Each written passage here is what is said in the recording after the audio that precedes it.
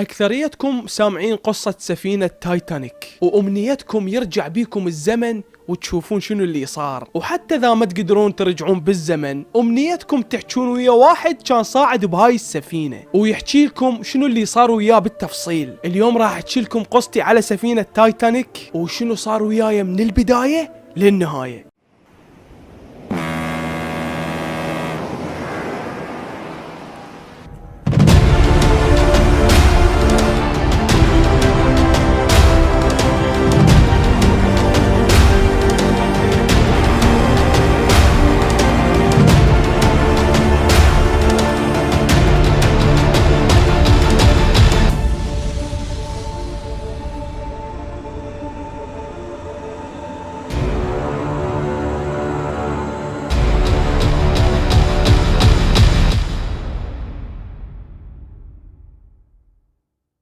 بالبداية كل اللي راح احكيه لك هو حقيقي، ما عدا اني كذبة، بس انت حتى تعيش بالاجواء لازم تصدق كل شيء اقوله. القصة اللي راح احكيها لك هي قصة اكبر سفينة بالعالم اللي على اساس مستحيل تغرق.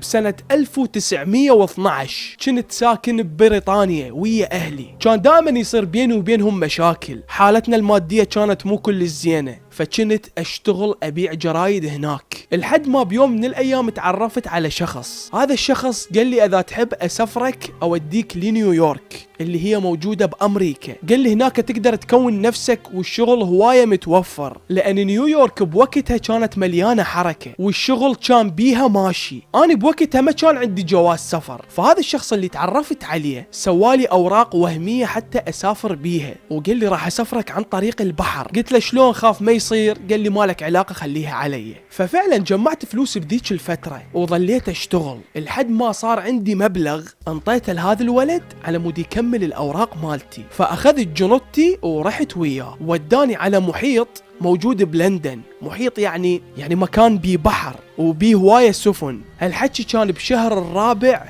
يوم 10 بسنة 1912. أول ما وصلت هناك شفت سفينة عملاقة بشكل مو طبيعي، يعني طولها كان بطول عمارة تقريبا 12 طابق، وكانت ضخمة بشكل مرعب. من سألت عليها قالوا لي هاي سفينة تايتانيك.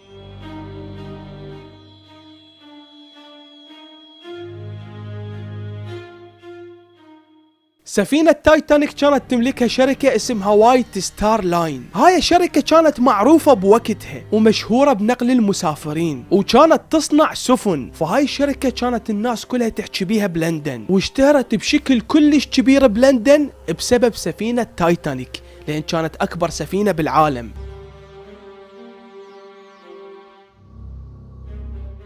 ومو بس هيجي، السفينة كانت مو عادية، كان بيها كل شي، بيها مطاعم فاخرة وقاعات مال احتفالات وحمامات مال سباحة وغرف كلها 5 نجوم، وفوق كل هاي كانت أكبر سفينة بالعالم، وكانت مشهورة بعنوان السفينة التي لا تغرق. من وصلت للبحر كانت اكو قهاوي صايرة مقابل السفينة. هذا الشخص اللي جابني لهاي السفينة قال لي انتظرني بس شوية بهاي القهوة، فأنا قعدت انتظره بيها. فمن قعدت سمعت الناس يسولفون يقولون اللي صنع هاي السفينة يقول حتى الله لا يستطيع أن يغرقها. فالعالم شفتهم كانت ملتمين كلش داير مدايرها.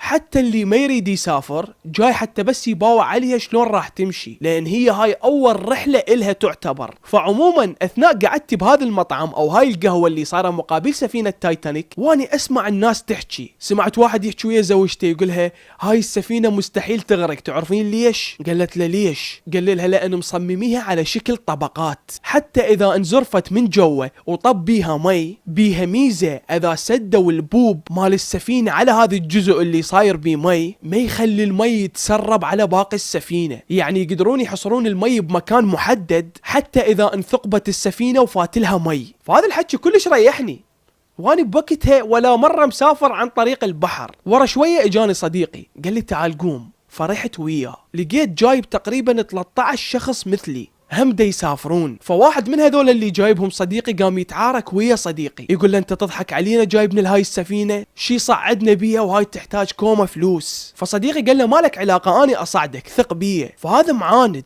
يصيح يقول له شلون انت تضحك علينا والتذكرة مالتها تعادل راتب مال سنة كاملة. فالسفينة طلعت سفينة مال اثرياء. فصديقي قال له السفينة بيها 3 طبقات، طبقة مال اغنياء، وطبقة مال ناس متوسطين، وطبقة مال فقراء. فقال لنا راح اخليكم تقعدون بالطبقة الثالثة او الدرجة الثالثة اللي هي مال فقراء. فهذا الشخص اللي كان معاند قال له الصديق اعطيني الفلوس ما اريد اسافر، فاخذ فلوسها وراح. فاني متمسك كلش بالرحله، يعني بس اريد اروح. فقلت له عمي بس خلي نسافر حتى لو ننام بالحمامات. عموما احنا اوراقنا كلها كذبيه مو باسمنا، واكو ناس ويانا مهزومين عندهم يعني مشاكل بلندن، فدا ينهزمون يريدون يروحون لنيويورك لان عليهم احكام وقضايا. عموما صعدنا الدرج احنا كلنا وتوجهنا للمدخل مال الطابق الثالث. كانوا اكو 2 شرطه واقفين شافوا اوراقنا، وانا كنت كلش خايف لا ما يفوتوني، بس هم زين دخلونا وما دققوا على هذا الشيء، ومنا وصعدت على سفينة تايتانيك.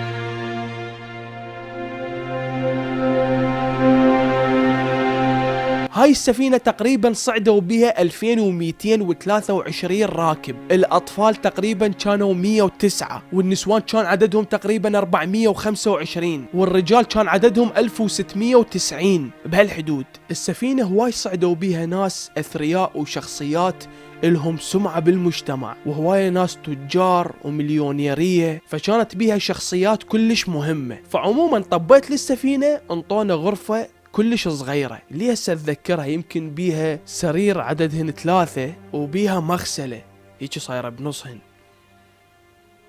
فهاي الغرفة قعدنا بيها احنا 3، يمكن همين كانت اكو مراية فوق المغسلة حاطيها.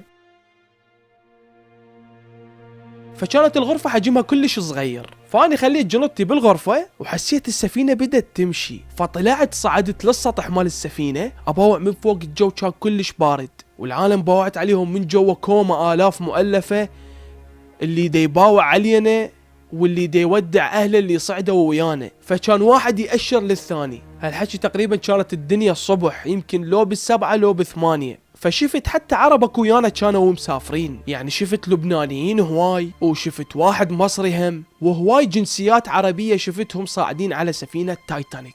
فكل اللي صاعدين بالسفينة فرحانين. وبصراحة أنا من انطلقت السفينة وبدت تمشي ما كنت مصدق، يعني كان يجيني إحساس كلش حلو. ظليت أفكر أقول وأخيرا راح أسافر وأحقق حلمي وأخلي أهلي يفتخرون بي، مع العلم هم ما كانوا راضين على سفري، لهذا السبب ما إجوا يودعوني. فأنا حبيت أثبت لهم إنه أنا أقدر. لا والحلو سافرت على أشهر سفينة بالعالم اللي الناس كانت بوقتها كلها تحكي بيها.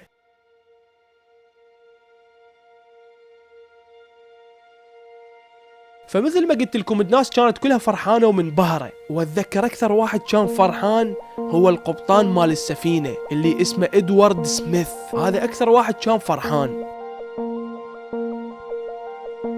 فبوقتها سمعته انطى أمر للي يشتغلون وياه، قال لهم زيدوا السرعة شقد ما تقدرون. فزيدوا السرعة، السفينة صارت تشبه الصاروخ، يعني الهواء اللي كان يضرب بوجهي كلش حلو. فعموما ظليت بالسفينة، اتعرفت على هواية ناس، من ضمنهم واحد عربي اسمه إبراهيم، لبناني على ما أعتقد، وكان عنده جنسية بريطانية. فهذا كان يشتغل صحفي. فكنا نسولف أنا وياه شنو راح نسوي من نوصل لنيويورك. مثل ما نقول صرنا أصدقاء، يعني كل يومية الصبح التقي بيه على سطح السفينة ونقعد نسولف ساعات. فعموما ظليت تقريبا 4 أيام بالسفينة، من يوم 10 لحد يوم 14. بيوم 14 بشهر الرابع كنت صاعد على سطح السفينة وحدي، وبوقتها كنت ضايج، ما أعرف، حسيت إنه أنا مشتاق لأهلي. فكان اكو واحد واقف، سألته قلت له بعد ايش قد ونوصل؟ قال لي تقريبا 2.5 أو 3 أيام. فظليت أنا على سطح السفينة صاف على البحر. الجو كان بوقتها كلش صافي.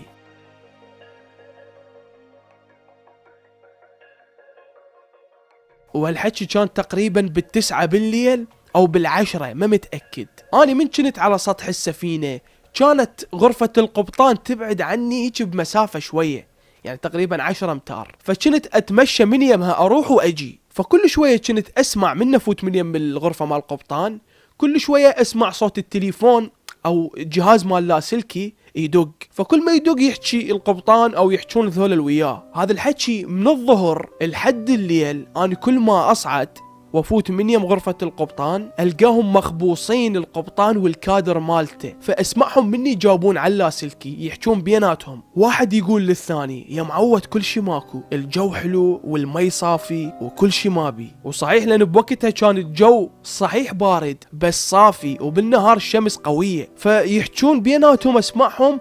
واحد يقول للثاني دا يتصلون بينا باقي السفن هم فاتوا من هذا الطريق ويقولون اكو جليد موجود بالبحر فديروا بالكم منه. فواحد منهم خايف كل شفته، اكو شبابيك كانت بغرفة القبطان فاني اباوع، يعني واقف اباوع، فواحد منهم خايف يقول شلون خاف صدق نلقى جبل جليدي واكو سفن فاتت بالطريق واتصلت بينا وهم قالوا ديروا بالكم. فالقبطان يقول له كل شي ماكو. بشكل عام الاغلبية كانوا كلهم ما مهتمين، فاني ما لي علاقة، يعني هم ادرى بشغلهم، فما كنت مهتم كل شي بس اسمع. فاني يعني بواقف اباوع عليهم من الشباك مالتهم، فطلع لي واحد منهم قال لي انت ايش عندك هنا؟ قال لي روح منا، فطردني وانا ابتعدت عنهم. فنزلت جوا، رحت للغرفة مالتي، كان عندي كتاب اقرا بيه، فقريت بيه شوية. ورا ساعة صعدت، من صعدت على السطح مال السفينة حسيت الجو صار كلش بارد، يعني مو مثل قبل ساعة، الجو تغير 180 درجة، والسفينة كانت حيل سريعة، يعني دا تمشي بكل سرعتها. وبوقتها من كثر ما كانت الدنيا باردة كنت لابس قمصلتين. فمن صعدت فوق باوعت على غرفة القبطان، شفت القبطان يضحك ويقول لجماعته، يقولهم انزلوا شوفوا خزانات المي الجو خو ما جمدت، لان شكلنا صدق راح نواجه جبل جليدي. فكان يضحك.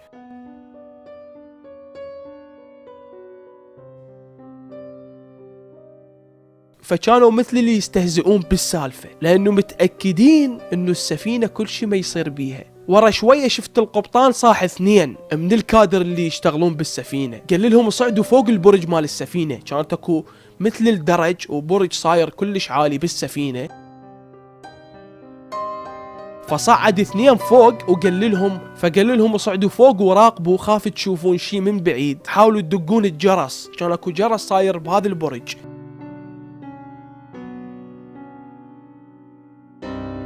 هيك يدقون بيه، فقال لهم من تشوفون شيء دق الجرس حتى احنا ننتبه. ففعلا صعدوا 2 فوق يراقبون. المشكلة اصلا الدنيا ظلمة ليل وكل شيء ما يبين، اذا تباوع من بعيد ظلمة كل شيء ما تشوف، حتى المي ما تشوفه. عموما صارت ساعة ب11:30 بالليل، هالحكي بعدني اني فوق. فجأة سمعت صوت الجرس دا يندق.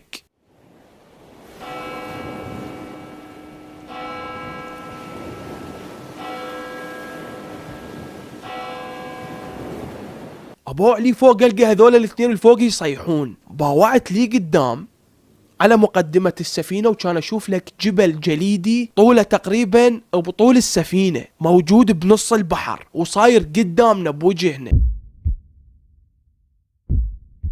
المنظر مالته كان مو طبيعي. فهذول الفوق يدقون الجرس ويرجعون لي ورا ويصيحون. فطلع القبطان يركض يباوع، شاف الجبل،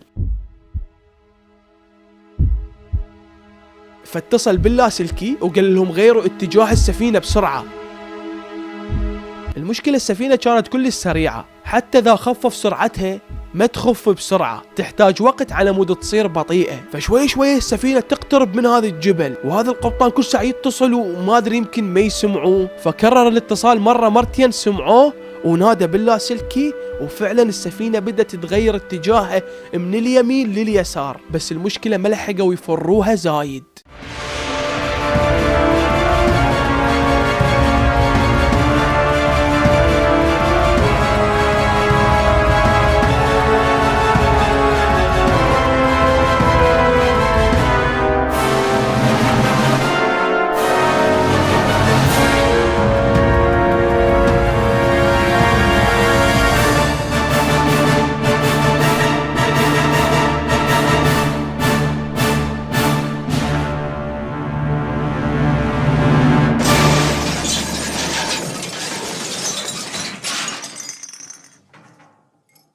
كانت تطخ السفينة على جهتها اليمنى بهذا الجبل، يعني مثل صار بينها وبين الجبل احتكاك. أول ما طخت السفينة بهذا الجبل الجليدي اتكسر شوية من الجبل ووقع بالسفينة، فهذول الطاقم مال السفينة والقبطان يضحكون. حتى اتذكر كم واحد بيهم كانوا يلعبون بهذا الثلج اللي وقع بالسفينة، هيك يلعبون بطوبة واحد يشمر على الثاني. وهالحكي تقريبا صارت ساعة ب 12 بالليل. فأنا شفتهم كلهم يضحكون ومرتاحين، قلت ماكو شي. نزلت جوا بالغرفة، قلت خل انام. من نزلت سولفت لهذول القاعدين وياي، قلت لهم ترى هيك وهيك السالفة، والسفينة رادت تضرب جبل جليدي وطخت بيه. فقالوا لي ما سمعنا شي. وفعلا كل اللي بالسفينة ما يدرون، لأن السفينة كانت حيل ضخمة، والضربة اللي صارت بيها ما حد سمع صوتها، وكأنما شي ما صاير اصلا. فقلت خل انام اني. من دا اريد انام، ورا ربع ساعة كل ساعة اسمع واحد يركض من يم الغرفة، هيك يروح ويجي، اسمع صوت ركض،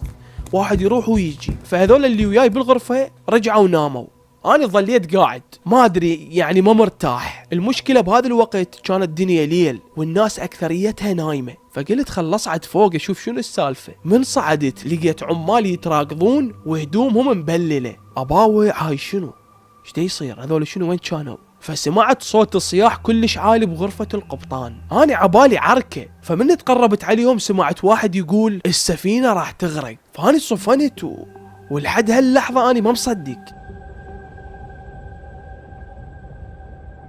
وبنفس الوقت دا اسمع القبطان مال السفينة يقول مستحيل تغرق السفينة. فواحد كان دي يحكي ويا القبطان قال له ترى السفينة طبلها من جوا مي، وصارت بيها فتحة كلش كبيرة من ورا ضربة الجليد، و5 أقسام داخلية جوا انترست مي. المشكلة الجبل الجليدي اللي كان بالبحر من فتنة من يمه، من دنباوع عليه نشوفه انه مجرد صار بيننا وبين احتكاك، يعني ما طخ السفينة كلش. بينما جوا البحر طلع الجبل الجليدي اكبر من اللي هذا نشوفه بعيننا، يعني هيك متقدم على السفينة. فانضربت السفينة بيه من جوا وكلش تأثرت بيه.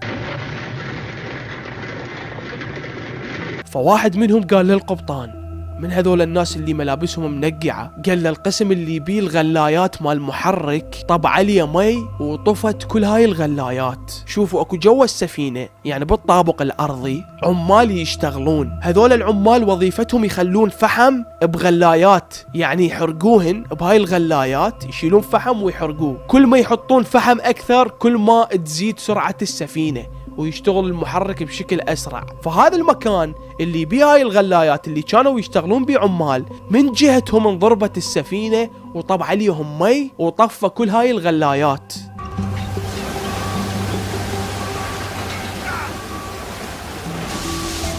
وهذني من يطفن معناها المحرك مال السفينة بعد ما يشتغل، وهالحكي معناها السفينة راح توقف.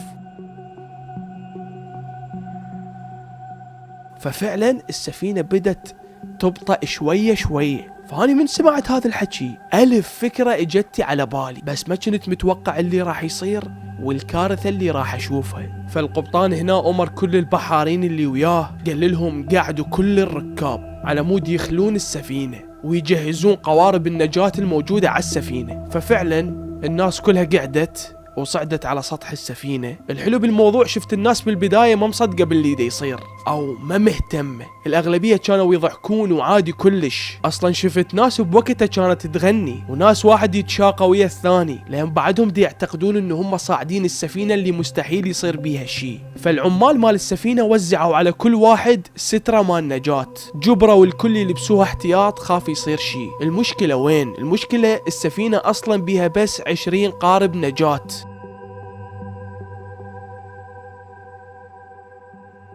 مع العلم انه السفينة هي تتحمل اكثر، بس صناع هاي السفينة خلوا بس 20 قارب نجاة على مود يصير مجال للناس تشوف البحر بشكل احلى.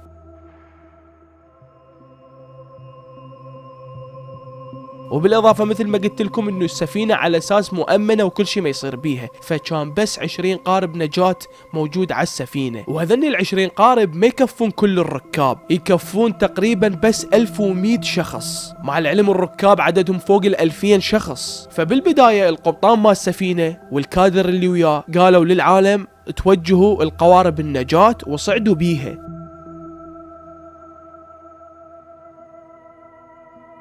البعض من الناس رفض يصعد، ظلوا بالسفينة، وهالحكي تقريبا ساعة ب12:30 بالليل. مشكلة اكو شباب كانوا يتشاقون، يعني واحد يقول للثاني ها تصعد، هذا يقول له يا معود ما اصعد خليني هنا احسن لي، فيضحكون يقول له اذا انت تصعد انا اصعد، يعني ماخذين السالفة عبالك دي يلعبون. فهنا شفت بعض الشرطة كانوا يدفعون العالم على قوارب النجاة بالغصب، لحد ما القبطان قال له لا تسوي هيجي لهذا الشرطي، قال له لازم نصعد بالبداية بس النساء والأطفال.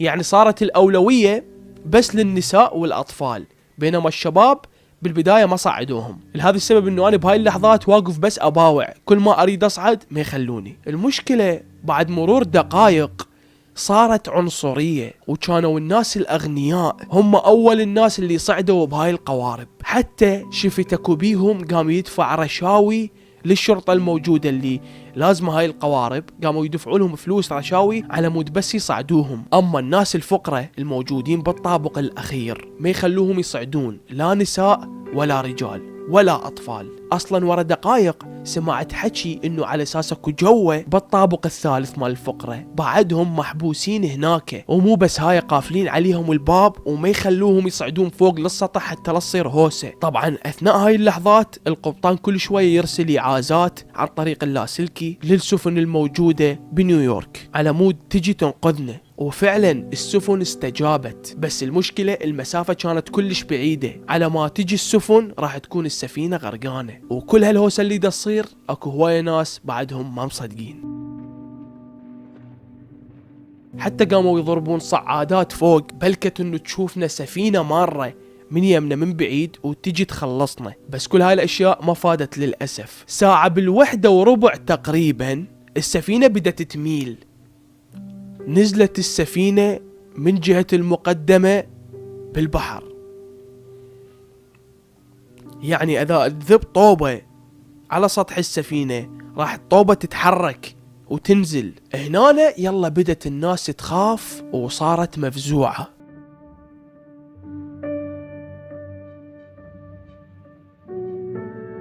ما اوصف لكم شعوري، قلت هاي انتهيت اني، لانه اصلا مستحيل يصعدوني، وكانت الاولوية كلها للناس الاغنياء، وكانوا اكو رجال اعمال كلش اغنياء على السفينة وناس، وحتى الشرطة لازمين مسدسات ما يخلون واحد يتقرب على هاي القوارب، اكثريتهم يصعدون بس النساء والرجال اللي يدفعون فلوس. المشكلة انتم ما قاعد تتصورون الشعور، شعور كلش مرعب. الجهال تشوفها تبكي، النسوان اللي شايلة اطفالها، والرجال اللي من الطبقة الفقيرة يتوسل على مود بس يصعدون اولاده وزوجته. فكارثة كارثة ما اوصف لكم الشعور. المشكلة قوارب الانقاذ بدت تنزل، يعني يا قارب يقبض ينزلوه بالمي، وما بقى غير كم قارب، يمكن تقريبا 6 قوارب، والسفينة بعدها بيها كوم عالم بالالاف. المشكلة بهاي الاثناء شفت شغلات يعجز اللسان عن وصفها، يعني نسوان ما يقبلن يعوفن ازواجهن، وزوجهم يتوسل بيهم يقول لهم اهم شيء انه انتو تعيشون، مو مهم اني، واللي يودع بنته واللي يودع زوجته واللي يودع خطيبته. واكو مشهد لي هسه اتذكره، واحدة نزلها زوجها بالقوة للقارب، فاثناء ما ينزل القارب بالحبل على البحر قمزت هاي المرة من القارب على السفينة على مود زوجها ما تريد تعوفه، فورا ما قمزت على زوجها اخذها زوجها وراحوا قعدوا بمكان كان شبه اظلم من السفينة، لانه السفينة حتى الكهرباء مالتها صارت شبه خربانة، يعني اكو جهة صار بيها ضوء وجهة ما بيها ضوء. فانا شفتهم راحوا قعدوا بمكان اظلم، وحتى ما حاولوا يروحون على قوارب النجاة، مثل ما نقول شبه ايسوا. واكو واحد بالسفينة مليونير غني كلش يسموه بنجامين، قبل دقائق شفته لابس سترة مال نجاة وواقف ويا العالم. ورا ربع ساعة لقيته نازع السترة مالته ولابس ملابس أنيقة مو طبيعية ومخلي عطر. فمن بوعت عليه الناس داير ما دايرة تركض ومخبوصة، فكان هو يحكي ويا نفسه ويقول ما دام الهلاك لا مفر منه سأموت نبيلا كما عشت نبيلا. وهواي مشاهد شفت توقف العقل. ساعة بالثنتين تقريبا بالليل السفينة كلش مالت، ونزلت المقدمة مالتها بالمي كلش، يعني فالغرف الجوة كلها انترست مي. من انزل اريد اباوع على الدرج اللي ينزلني على الطوابق الجوة، اباوع مليان مي. فما بقت تقريبا غير دقائق والسفينة كلها تغرق. هنا الشرطة بدأت تخاف على نفسها، اللي عاف الخدمة وقام يصعد بالقارب ويا العالم، واللي قام ما يطيع الأوامر، واللي ذب سلاحه، والقبطان بقى وحده قاعد بالغرفة وقافل عليه الباب. اباوع له من الشباك قاعد قاعدة مال واحد مأيس من حياته. وهاي كانت آخر لقطة أشوف بيها القبطان.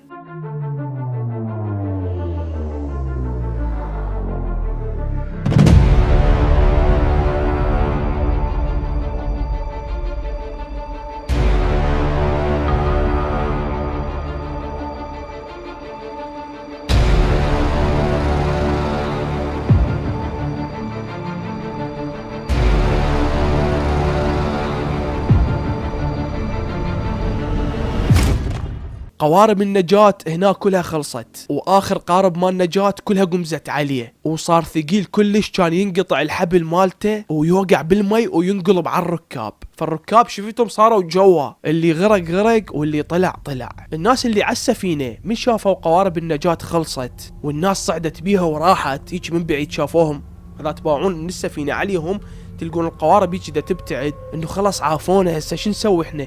وين نروح؟ من ينقذنا؟ شلون اكو قطار مال الحياة فات من يمك والناس كلها صعدت بيه وبقيتوا انتوا الناس الموجودين عايفكم القطار وراح تموتون، وبس الناس اللي صعدوا بالقطار راح يعيشون. فنفس هذا الاحساس صار عندي من كنت على السفينة والقوارب كلها راحت. فالناس هنا بهاي اللحظات قمزوا من السفينة على البحر وقاموا يسبحون ويلحقون هاي القوارب اللي راحت حتى بس يصعدون بيها او يتشلبون بيها. المشكلة القوارب كلها مقبطة، يعني بعض الناس شفتهم من بعيد يرفضون يصعدون الناس اللي راحت تسبح عليهم. يعني قلت لكم كل من يقول يا روحي.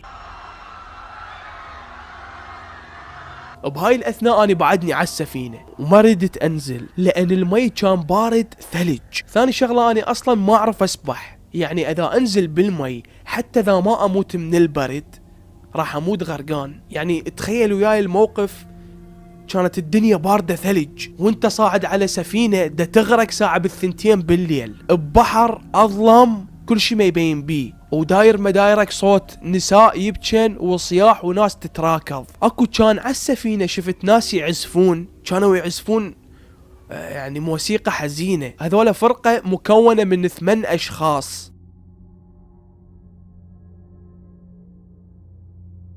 شفتهم ببداية الرحلة يعزفون بالمطاعم الموجودة على السفينة. فمن دا تغرق السفينة شفتهم كلهم ملتمين وهم أيسين من حياتهم ودي يعزفون معزوفات حزينة. الساعة صارت 2:15 بالضبط.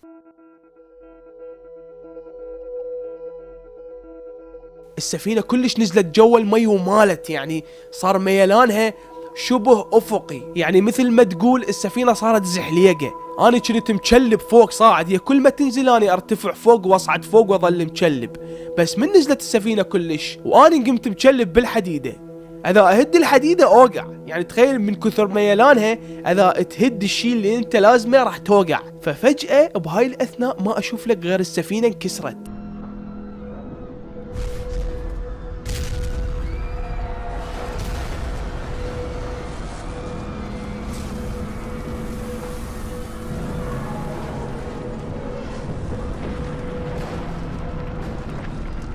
يعني هيجي مالت فجأة انكسرت هيجي، وهاي نزلت هيجي ووقعت، والجزء اللي أنا مشلب بيه رجع نزل، وهي كسرت السفينة. ما أحس إلا أنا انشمرت من السفينة على البحر.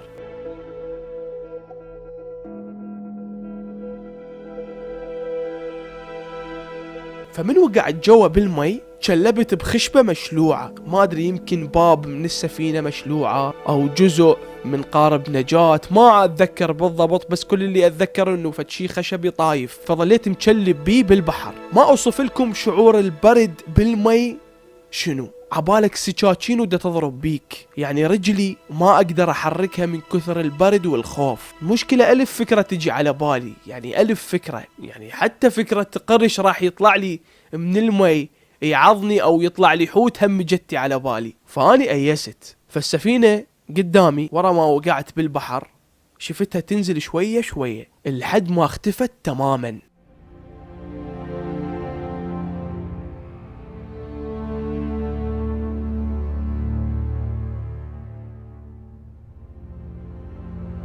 وهالحكي تقريبا صارت ساعة ب22 دقيقة. السفينة هاي العملاقة اللي على اساس مستحيل راح تغرق غرقت. انه من غرقت السفينة البحر صار كلش اظلم، لان كانت السفينة شوية بيها ضوء، بس من انكسرت السفينة وطبت جوا البحر صار اظلم، وشعور كلش كان مخيف. يعني قمت ما اشوف، بس اسمع اصوات ناس تصيح واصوات اطفال يبكون.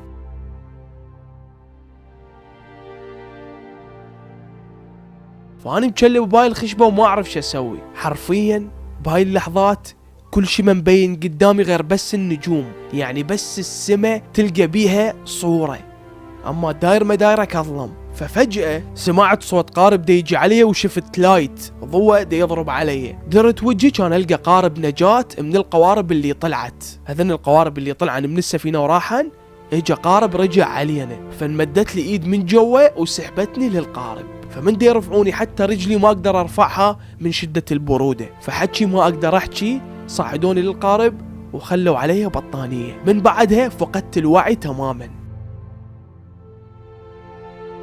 ما اعرف هذول ليش رجعوا علي، بس كل اللي افتهمته انه هم كانوا يدورون على طفل او يدورون على واحد وياهم، ما اتذكر بالضبط. المشكلة اكثرية اللي صعدوا بقوارب النجاة ما كانوا متحضرين، حتى ملابس ثخينة ما كانوا لابسين، وكوبيهم طلعوا ركض من غرفهم بالسفينة بملابس النوم وصعدوا لهاي القوارب، ما يدرون انه راح يواجههم برد طول الطريق. عموما ظلينا ساعات طويلة بهذا القارب نمشي وما نعرف احنا وين رايحين. كل القوارب تفرقت، يعني قارب راح من هاي الجهة، قارب راح من هاي الجهة، ما تعرف يعني كل من راح بطريق. فظلينا نمشي بالبحر وما نعرف احنا وين رايحين، وبدت الشمس تطلع.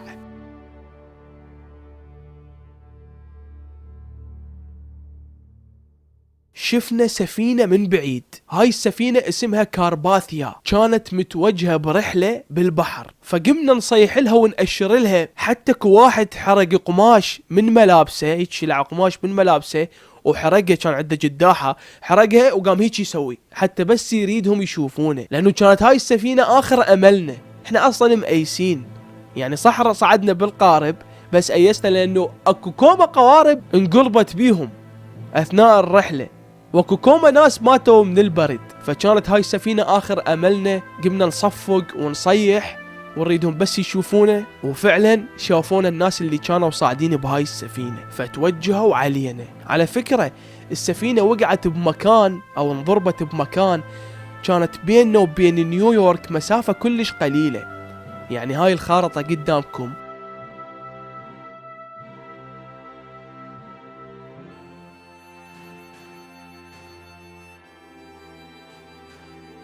هنا انضربت سفينة تايتانيك، وشوفوا المسافة بينها وبين نيويورك ايش قدوتها. عدد الناس اللي عاشت من سفينة تايتانيك 706، والناس اللي ماتت 1517. تخيل 1717 ماتوا بليلة واحدة. واكثرية الناس اللي ما قدروا يعيشون هم من الناس الفقراء. 52 طفل من الدرجة الثالثة اللي هم الناس الفقراء ماتوا، بينما اطفال الدرجة الاولى الاغنياء بس طفل واحد مات منهم. 89 بنية ماتت من الناس الفقيرة، بينما 4 بنات من الناس الاغنياء ماتوا. ورا كم يوم من نقذونه وانتشر الخبر وصار ترند بكل الجرائد. كانت عنوان الصحف لي هسه اتذكرها بنيويورك وبلندن مكتوب بالواجهة بالعنوان: السفينة التي لا تغرق ترقد في قاع المحيط. وعناوين هواية، مثلا اكو جريدة كانت كاتبة: سفينة الأثرياء تغوص بهم في قاع المحيط. كل اللي حكيته إلك هو عبارة عن شيء كلش صغير، بينما الشغلات اللي أنا أصلا ما شفتها أو ما لحقت عيني تشوفها هي أعظم من هذا الشيء. كم قصة راح تلقى بسفينة تايتانيك؟ آلاف القصص، كل إنسان عنده قصة، وهاي كانت مجرد قصتي الحقيقية، اللي هي حقيقية والكذبة الوحيدة بيها هي أني. بس ممكن يكون أني هي شخصية حقيقية عاشت على سفينة تايتانيك.